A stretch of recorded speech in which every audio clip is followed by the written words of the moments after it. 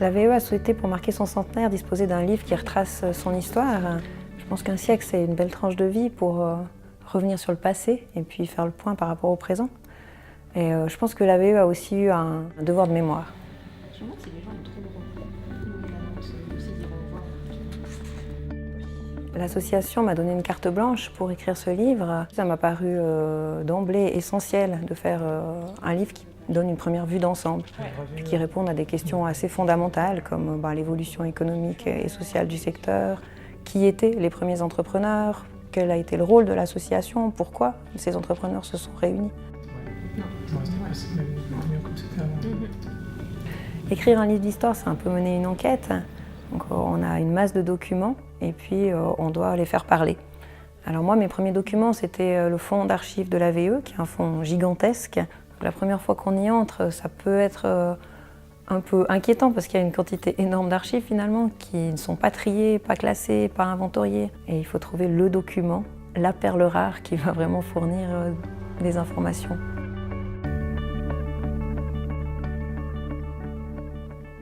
Ensuite, il m'a fallu compléter ce fonds avec d'autres sources, des photos, des films, et puis d'autres fonds d'archives qui sont notamment conservés aux archives de l'État du Valais. Et là, j'ai trouvé des documents assez incroyables, comme les carnets de notes de chantier, par exemple, de l'ingénieur et entrepreneur Jules Couchepin, qui permettent vraiment de suivre son activité. Ou, pour revenir plus loin, au Moyen-Âge, le parchemin de fondation de la confrérie des maçons, qui a été créé en 1466, qui est en fait la grande sœur, si on veut, de la VE. Ce projet de livre a permis aussi de prendre encore plus conscience de l'importance des archives dont disposait la VE. Et le comité a décidé pour le 100e anniversaire de déposer ces archives à l'État du Valais. Donc il y a tout un travail qui est fait par des professionnels de tri, de classement et d'inventaire pour que ces archives soient disponibles pour des chercheurs, pour des recherches futures. Le livre commence au Moyen-Âge et remonte le fil du temps jusqu'à aujourd'hui.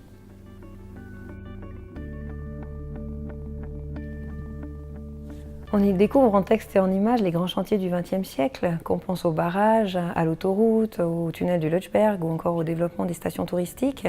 Et puis on traverse aussi avec les entrepreneurs les différentes crises du XXe siècle. Une chose qui m'a particulièrement touchée dans l'écriture de ce livre, c'est des rencontres que j'ai faites avec les entrepreneurs, et notamment un entrepreneur qui m'a parlé de la responsabilité sociale et citoyenne de son métier, et en me disant vraiment que lui, s'il était entrepreneur, c'était pour les ouvriers et pour cet aspect humain.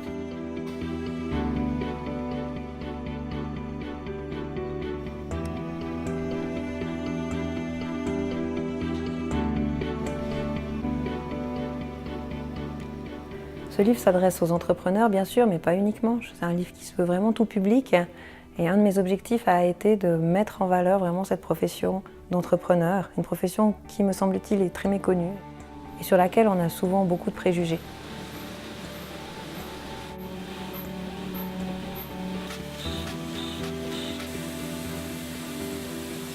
J'espère qu'après avoir lu ce livre, les gens pourront avoir une vision plus nuancée du secteur et des entrepreneurs.